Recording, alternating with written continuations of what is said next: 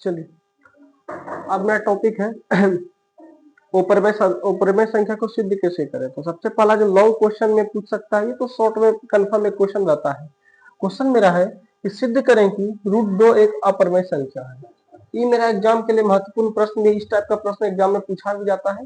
देखिए, सबसे पहले हमको इसका सोल्यूशन कैसे करेंगे, तो लिखेंगे, हेडिंग देंगे प्रूफ। प्रूफ सबसे पहले मानेंगे, लिखेंगे माना √2 एक परिमेय संख्या है। √2 एक परिमेय संख्या है। अगर बाबू परिमेय संख्या रहेगा, जाहिर सी बात है उसको हम p/q के फॉर्म में लिख सकते हैं। कहने का मतलब है √2 अगर हम उसको मान लें परिमेय संख्या, तो उसको हम p/q के रूप में लिख सकते हैं। तो यहाँ लिख देंगे, जिसे हम p/q के रूप में लिख सकते हैं, जिसे हम p/q के रूप में लिख सकते हैं, रूप में लिख सकते हैं।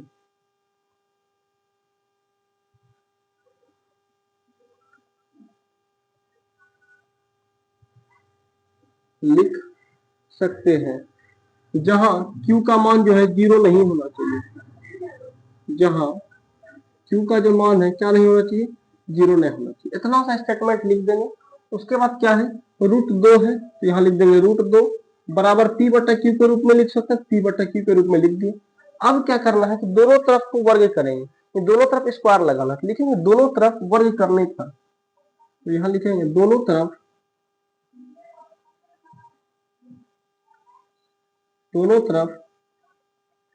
वर्ग करने पर,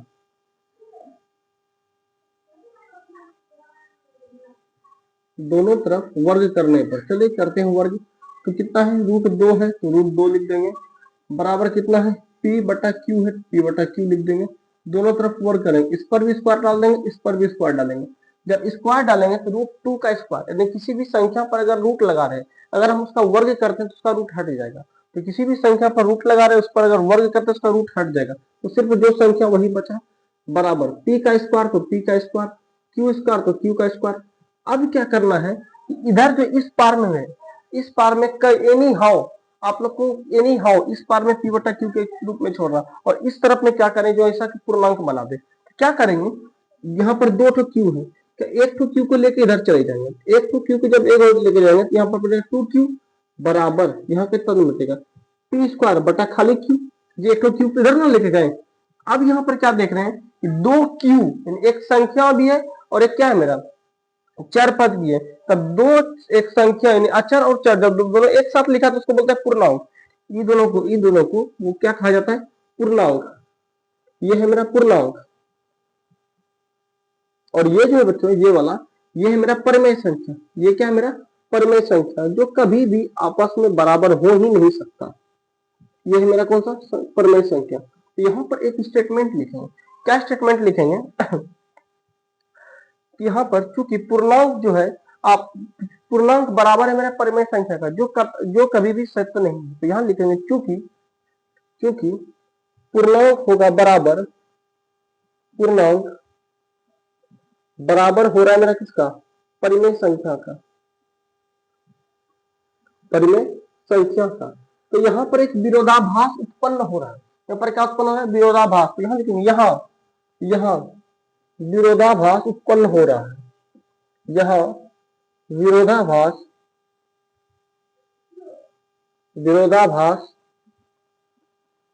उत्पन्न हो रहा है, उत्पन्न हो रहा है। इसलिए √2 जो है एक अपरिमेय संख्या है। इसलिए √2 एक अपरिमेय संख्या है। √2 एक अपरिमेय संख्या हो गया प्रूफ। कितना सिंपल था क्वेश्चन। अब इसी तरह से एक क्वेश्चन और हम हल करते हैं, सेम पैटर्न पर सेम क्वेश्चन एक और बनाते हैं। इधर आ रहा है, तो सेम क्वेश्चन है, हम प्रूफ करेंगे अब √3 को।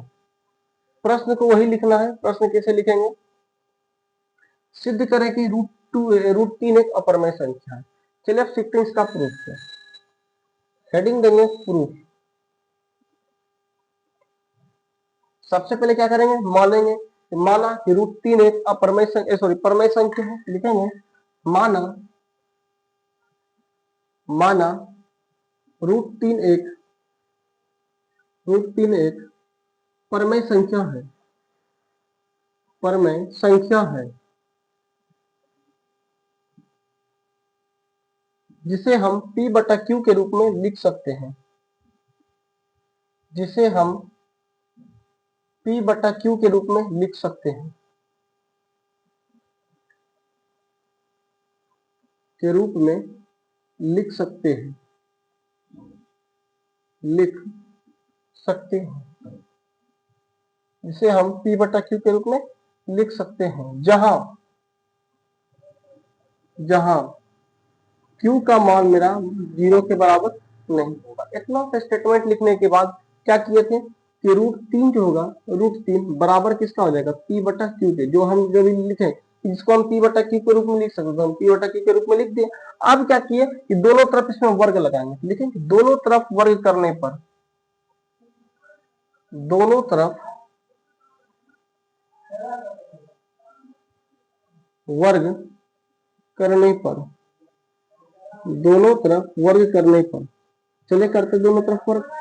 तो √3 है तो √3 लिख दिए, बराबर P/Q है, P/Q लिख दिए। दोनों तरफ वर्ग लिखे तो दोनों तरफ वर्ग कर दिए। अगर √3 का वर्ग किया जाए तो √3 का वर्ग कितना होगा?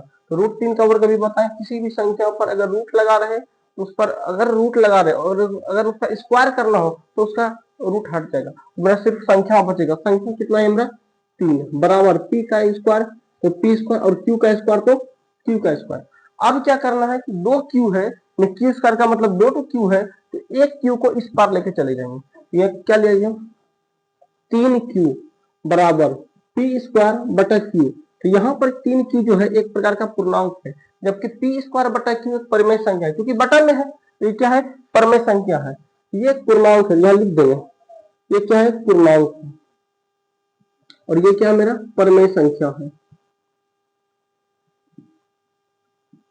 परमेय संख्या है। तो यहाँ लिखेंगे क्योंकि पूर्णांक जो है, क्योंकि पूर्णांक बराबर नहीं होता है परमेय संख्या का। परमेय संख्या, एक मिनट, यहाँ पर बराबर नहीं होगा परमेय संख्या का। यहाँ विरोधाभास उत्पन्न हो रहा है। यहाँ विरोधाभास, यहाँ विरोधाभास उत्पन्न हो रहा है। उत्पन्न हो रहा है। हो रहा है। इसलिए √3 एक अपरमेय संख्या है। वो परमेय संख्या है। हो गया प्रूफ। कितना सिंपल था। इसी तरह से कुछ क्वेश्चन हम SW में दे रहे हैं, सेम इसी पैटर्न पर बना के आना है। पहला क्वेश्चन है, प्रूफ करना है √A को। अगला क्वेश्चन है √7 को। उसके बाद अगला क्वेश्चन है √11। अगला क्वेश्चन है √5। नेक्स्ट क्वेश्चन है √M। अगला क्वेश्चन है √P। इतना सा क्वेश्चन बाबू HW में, इतना क्वेश्चन बना के आना सेम इसी पैटर्न पे। चलिए अब मिलते हैं नेक्स्ट वीडियो में। आप लोग क्वेश्चन अच्छे से प्रैक्टिस कीजिए।